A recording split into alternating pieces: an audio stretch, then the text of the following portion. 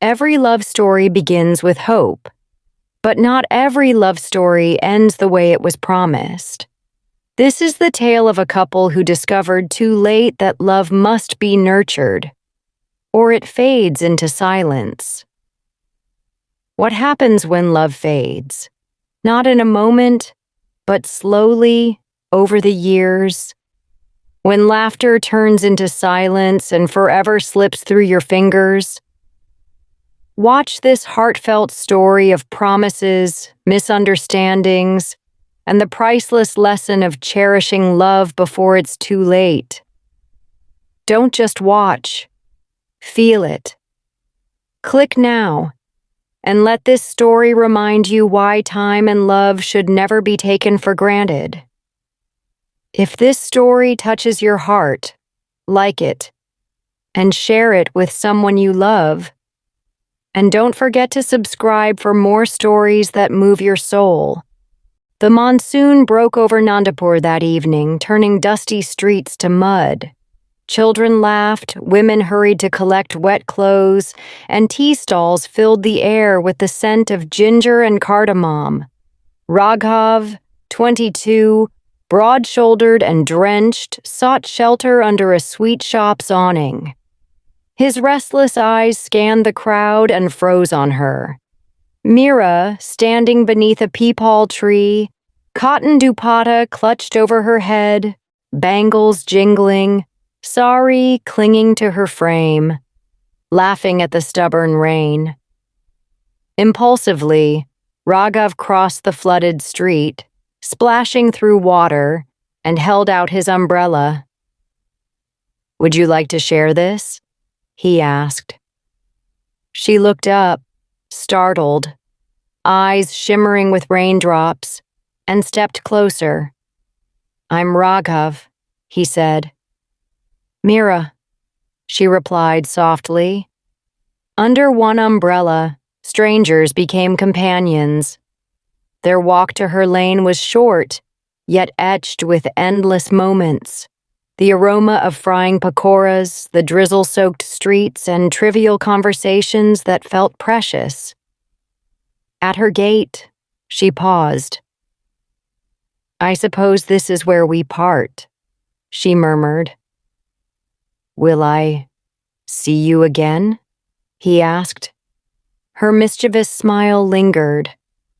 "That depends. Do you often appear with an umbrella at the right time?" Raghav laughed, genuine and warm. She slipped inside, leaving a glow behind. That night, both lay awake, hearts stirred. The monsoon had brought more than rain. It had sown a seed of love, unspoken yet undeniable, waiting to grow. The rains gave way to winter, and with it blossomed Raghav and Mira's quiet love. Their meetings, once chance encounters, became deliberate. His waiting by the sweet shop, her searching eyes finding his. Soon, whispers filled Nandipur, but Raghav's mother, Kamala Devi, blessed their bond. "Love is patience and sacrifice," she warned gently, though Raghav was too swept by passion to listen. Their wedding was simple yet radiant. The temple bells, the crimson sari, their whispered vows to stand together always. In Jaipur, their little rented house overflowed with laughter. Mira's Tulsi thrived, the air smelled of fresh rotis, and nights were spent dreaming under the stars. Every corner held tokens of love. Her secret notes, his bangles, their playful quarrels over tea. Yet small cracks appeared. Sharp words, forgotten errands, differences on money. Harmless at first, they lingered like scars. Still, they believed their love unbreakable, unaware that time waits, patient and merciless. Years passed, and the little house that once brimmed with laughter grew quieter. Raghav's work at the textile mill was steady but draining. leaving him weary and short-tempered. Mira, too, was worn down by cooking, cleaning, relatives, and responsibilities that never seemed to end. Their early tenderness gave way to silence. Birth of their son Arav rekindled joy for a while. Raghav marveled at the tiny fingers clutching his hand, and Mira hummed lullabies with tired devotion. When their daughter Anaya was born, love deepened, but so did burdens. Money grew scarce, and small quarrels about expenses replaced playful banter. Arguments sharpened. Forgotten errands stung. Misplaced words left bruises. "You never listen," Mira would say. "I do everything for this family," Raghav retorted. Neither realized how these exchanges planted invisible scars. Festivals once filled with sparklers and sweets turned mechanical. Raghav handing out money, Mira cooking dutifully, the children laughing while their parents shared only faint smiles. To neighbors, they remained the perfect couple. Inside, silence thickened. Yet love hadn't vanished completely. Raghav still brought her fabric when her sari tore. Mira still cooked his favorite dal on Sundays. But what was once joy became duty, gestures emptied of warmth. One rainy night, Mira stared at the downpour and whispered, "When did we stop talking?" The storm gave no answer. Gradually, their conversations narrowed to practicalities, school fees, roof repairs, loans. Words built walls, not bridges. Raghav lingered longer at work. Mira found comfort in the children's chatter. Arav once asked innocently, "Ma, why don't you and Papa sit together like Uncle and Auntie?" Mira forced a smile, but her heart ached. Children noticed what adults buried. Even holy brought only a fleeting spark. When Mira dabbed gulal on Raghav's forehead, he smiled faintly, but it never reached his eyes. One night, Raghav sat beneath the stars, recalling vows once whispered beneath temple bells. They had promised to grow old together without growing apart. Yet here they were, together, but apart. He longed to wake her, to say he missed her laughter. But her tired face silenced him. And so the cracks deepened, not through betrayal, but through the quiet erosion of unspoken words. By the time Arav entered his teenage years, the invisible wall between Raghav and Mira had hardened into something heavier. It was no longer just silence. It was sharp looks, half-finished sentences, and words swallowed before they turned into fights. They had become experts at burying feelings, but the unspoken truth lingered like a shadow that refused to leave. One evening, Raghav returned late from the mill. The lamp flickered. Mira served dinner quietly. Arav and Anaya sat stiffly, sensing the familiar tension. "You're late again," Mira said flatly. "The supervisor asked me to stay," Raghav muttered. "You always have an excuse. And you always have a complaint." The children froze. Steel plates clinked. Raghav instantly regretted his words, but pride kept him silent. Mira blinked back tears.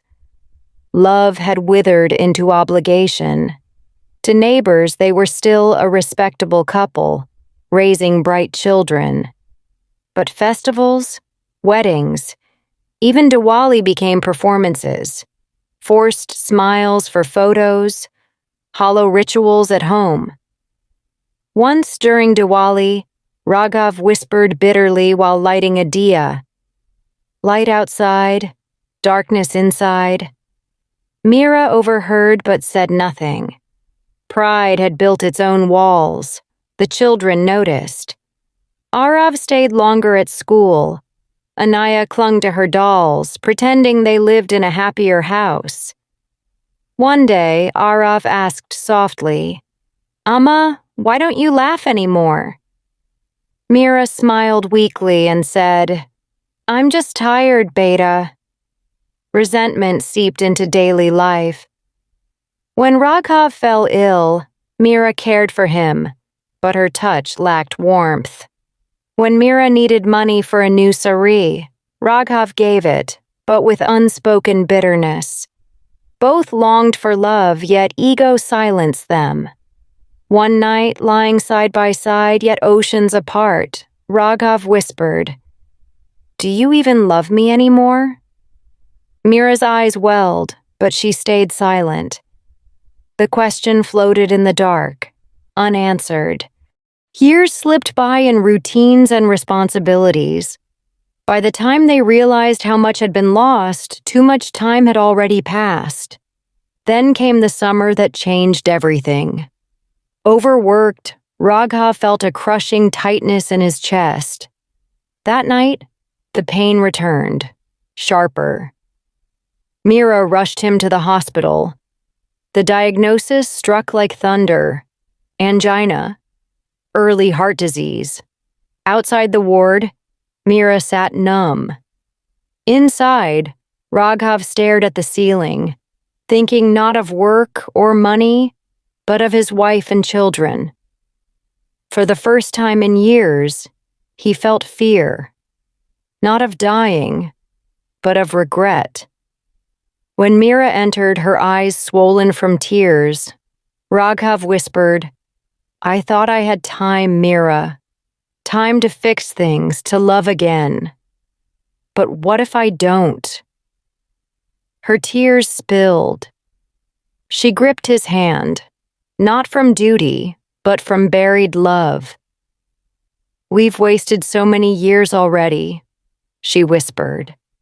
"Let's not waste what's left." For the first time in decades, they cried together. When Raghav returned home, life slowed. Mira cooked his meals carefully. He walked beside her in the mornings, rediscovering the woman who once laughed at empty walls. At first, they spoke little, but small gestures grew into conversations. Healing wasn't perfect. Old habits lingered. Quarrels still flared, like the evening Raghav forgot his medicine. But this time, instead of silence, he reached for her hand. "I'm sorry." The words cracked open years of pride. The children noticed the change.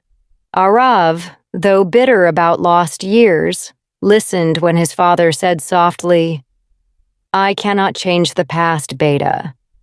But if you let me, I want to walk beside you now."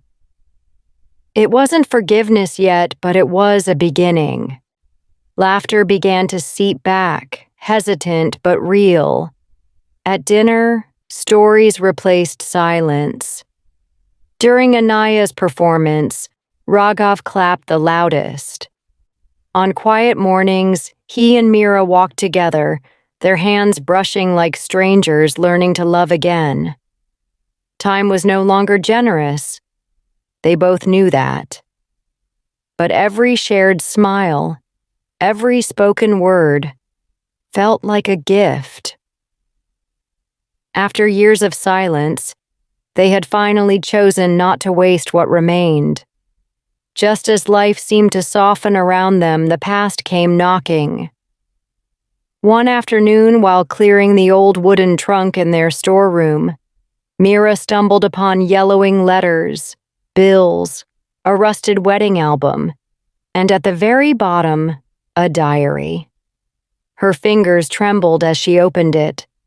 It was Raghav's. The pages smelled of dust and regret. Most entries spoke of business troubles and debts, but one passage froze her breath. "Sometimes I feel trapped. Mira doesn't understand me. She nags, complains, and makes home a place I don't want to return to. I wonder if life would have been different with someone gentler. The words slashed her open. She slammed the diary shut, but they echoed inside. That evening, when Raghav returned, smiling for the first time in weeks, she couldn't meet his joy. "Why didn't you ever tell me you felt this way?" she demanded, throwing the diary before him. Raghav's face drained. His own handwriting condemned him. "Mira, those were foolish words. I was angry, frustrated. I never meant it." Her voice quivered. "But you thought it. While I stayed, cooked, waited, you wished for another woman?" He reached for her hand, but she pulled away. The fragile bridge between them began to crack. For days, she avoided him, cold, polite, distant. He watched walls rise higher than before. One night, unable to bear it, he confessed, "I was selfish, but I never stopped loving you.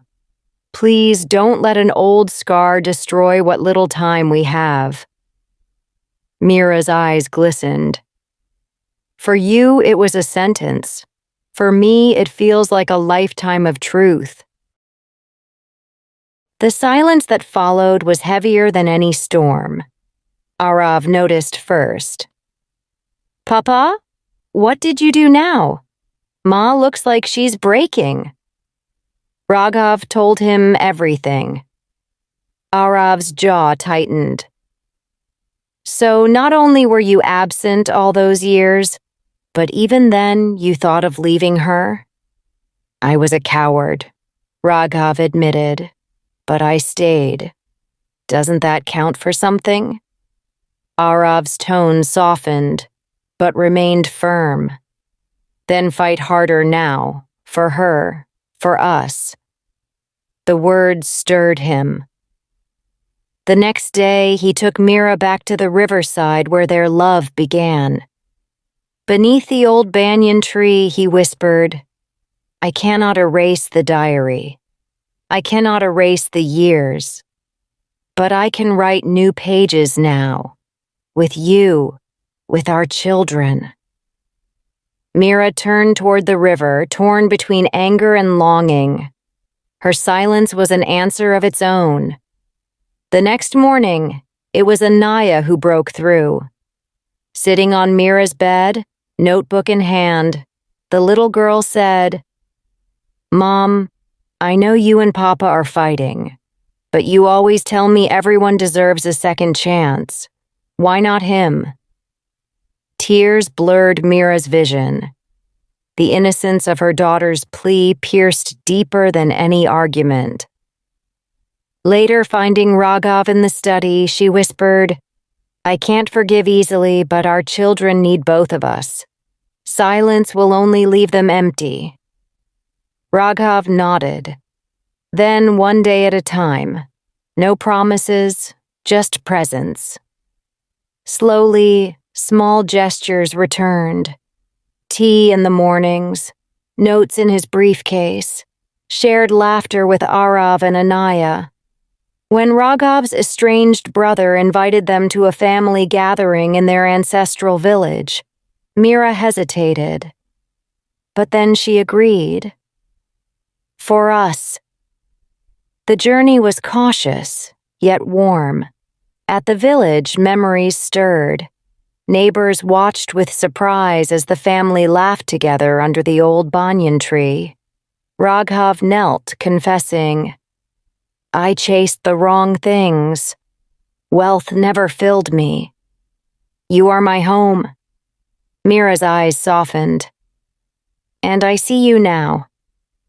Arav and Anaya joined them, voices trembling with hope. Together they promised, presence over pride, love over silence. Rain fell lightly, washing years of bitterness away.